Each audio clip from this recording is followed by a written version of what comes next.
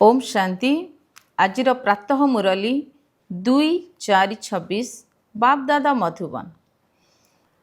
बाबा कहते मिठे बच्चे यह बाबांकर विचित्र दुकान अटे जेउठी सबु प्रकार जिनिस मिली थाए सही दुकानर तुमे माने ही मालिक अट।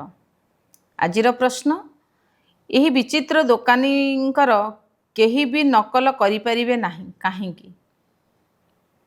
उत्तर कहीं से निजे ही सर्वसंपत्तिर भंडार अटंती। ज्ञान सुख शांति पवित्रता सबुथिरे सागर अटंती। तेणु जहाकु जहा दरकार ताहा एहिठारे मिली पारिबो। निवृत्ति मार्गींक पाखरे एही जिनिस सबु मिली पारिबो नाही। केही भी निजकु बाबांग समान सागर कहि पारिबे नाही। बाबा बुझाउछंती मु जहांक शरीर प्रवेश करूची से बहुत जन्मर अंतिम जन्मरे अछंती। सी मध्य पुरुषार्थ करुछंती। कर्मातीत अवस्था रे एबे केही पहुँची पारिबे नाही। जदि कर्मातीत अवस्था आसी जाए तेबे एही शरीर रही पारिबो नाही। बाबा तो बहुत भल भाव बुझाउछंती। तेबे बुझिला बालांकर बुद्धि उपरे निर्भर करे। स्वर्गर रचयिता ईश्वर पिता जणे ही अटंती। तांक पाखरे ही ज्ञानर समस्त सामग्री रहिछि। सी ही जादूगर अटंती। आउ काहाठारु सुख शांति पवित्रतार संपत्ति मिली पारिबो नाही। बाबा बहुत भल भाव बुझाउछंती। पिलामानंकु निजे धारण करी अन्य मानंकु धारणा कराइबाकू हबो। ज्ञान को जी जेते धारण करुछंती सेते संपत्ति नेउछंती। दिनकू दिन तुमको बहुत गुह्य ज्ञान मिलुछि। लक्ष्मी नारायण को देख केते दिव्यतापूर्ण अटंती। तेणु तांक भली मधुर दिव्य हेबा उचित। अच्छा, धारणा पाई मुख्य सारांश 1 नंबर, बाबांग द्वारा जो सुख शांति पवित्रता रूपक सामग्री मिली ताहा समस्तंकु देबाकू हबो।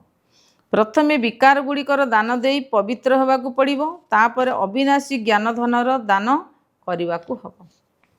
2 नंबर, देवता मानक भली मधुर होबाकू पड़िबो।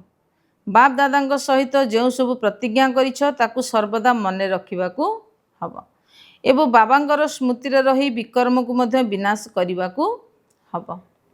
आजिर वरदान, निमित्त पणियार स्मृति द्वारा निजर प्रत्येक संकल्प उपरे ध्यान देउथिबा निवारण स्वरूप भव। निमित्त होइथिबा आत्मा मानक उपरे समस्तंकर नजर रही थाए। सेथिपाई निमित्त होइथिबा आत्मा मानक विशेष करी निजर प्रत्येक संकल्प उपरे ध्यान देबाकू पड़िबो। जदि निमित्त होइथिबा पिला माने मध्य कोनोसी कारण सुनाउछंती तेबे सेमानकु अनुकरण करिथिबा आत्मा माने मध्य अनेक कारण सुनाइबे। जदि निमित्त आत्मा मानक भितरे कोनोसी कमी रहिथिबो तेबे ताहा लुचि पारिबो नाही। सेथिपाई निजर संकल्प वाणी एवं कर्म उपरे विशेष ध्यान देई निवारण स्वरूप हुआ। स्लोगान, ज्ञानी तु आत्मा तांकु कहाजिवो जहांक भितरे निजर गुण बा विशेषता गुड़िकर मध्य अभिमान नथिबो। अव्यक्त इशारा, महान हेबा पाई मधुरता एवं नम्रतार गुण को धारण कर। जीवन रे मधुरतार गुण सेतेबेले आसीबो जेतेबेले निजर बा अन्य मानकर अतीत को न देखी निजर संस्कार को सरल एवं नम्रचित करिवो। कारण सरलचित आत्मार गुण ही मधुरता अटे। सेमानकर नयन द्वारा मुख द्वारा चालीचलन द्वारा मधुरतार गुण प्रत्यक्षतार देखा जाई थाए।